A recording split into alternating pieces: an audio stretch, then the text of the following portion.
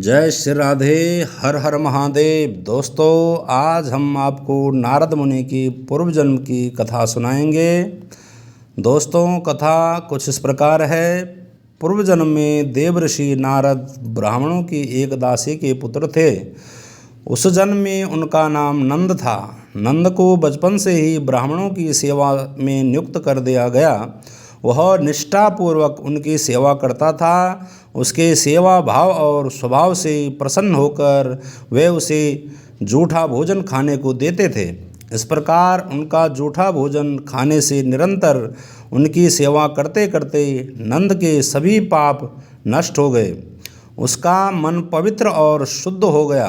धीरे धीरे उसका मन पूजा उपासना की ओर प्रेरित होने लगा। वह ब्राह्मण प्रतिदिन भगवान की लीलाओं का गान करते थे। नंद भी लीला गान को ध्यानपूर्वक सुनकर उसका जप करता था। इस प्रकार अनेक महीने बीत गए। कुछ समय बाद वे ब्राह्मण वहाँ से जाने लगे। तब नंद ने भी उनके साथ चलने की प्रार्थना की। वे ब्राह्मण नंद को समझाते हुए बोले, वत्स नंद, जीवन में आना जाना तो लगा ही रहता है। जो आया है उसे एक दिन अवश्य जाना है। मनुष्य को इस मोह माया के बंधन में नहीं फंसना चाहिए।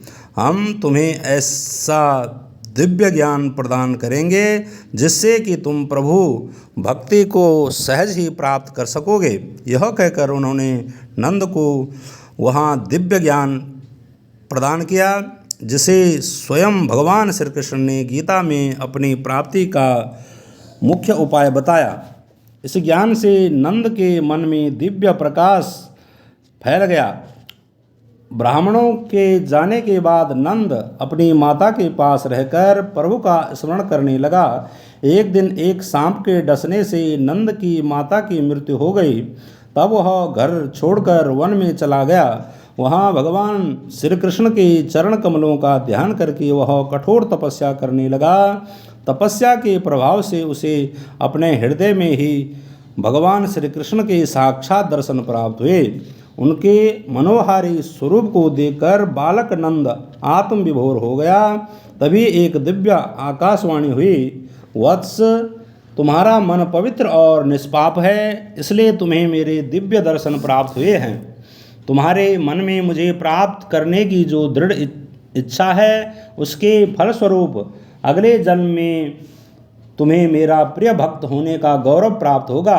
अपनी भक्ति के कारण जगत में तुम सदा के लिए अमर हो जाओगे। यह सुनकर नंद ने भगवान की स्तुति की और प्रभु नाम का जाप करते हुए पृथ्वी पर भ्रमण करने लगा। सृष्टि के अंत में ब्रह्मा जी और सारी सृष्टि के साथ वह भी भगवान विष्णु में विलीन हो गया। हजारों युग बीतने के बाद भगवान विष्णु के नाभि से कमल से ब्रह्मा जी उत्पन्न हुए और सृष्टि की इच्छा से उन्होंने मरीचि, दक्ष आदि मानस पुत्रों की उत्पत्ति की। भगवान विष्णु के वरदान से नंद ब्रह्मा जी के मानस पुत्र देवर्षि नारद के रूप में उत्पन्न हुए। देवर्षि नारद के मन में भगवान विष्णु के प्रति असीम भक्ति थी, अतः वे वीणा लेकर समस्त लोकों में उनकी लीलाओं का गान करने लगे। तभी से वे भगवान विष्णु के प्रिय भक्त के रूप में प्रसिद्ध हुए। दोस्तों, ये थी नारद मुनि की पूर्व जन्म की कथा। दोस्तों, यह कथा आपको कैसे लगी? अच्छी लगी तो इसको शेयर ज़रूर करें और लाइक और कमेंट ज़रूर करें और हमारे चैनल को सब्सक्राइब करना ना भूलें। जय श्री राधे। हर हर महादेव। जय हो नारद मुनि की।